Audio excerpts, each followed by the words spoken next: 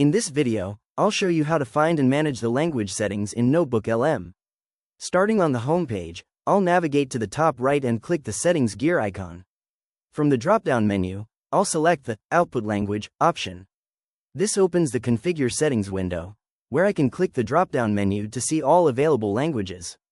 As I scroll through, you can see a vast selection, including everything from Dutch and Filipino to Korean and Turkish.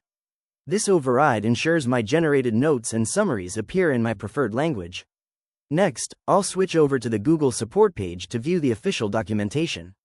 I'll click the section regarding supported languages, which highlights that the tool works in over 50 languages on the web.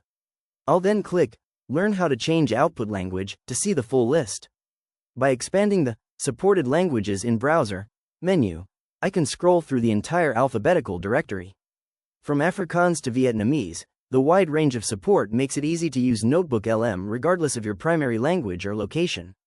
If you found this walkthrough helpful, please consider liking the video and subscribing for more quick tips and tutorials.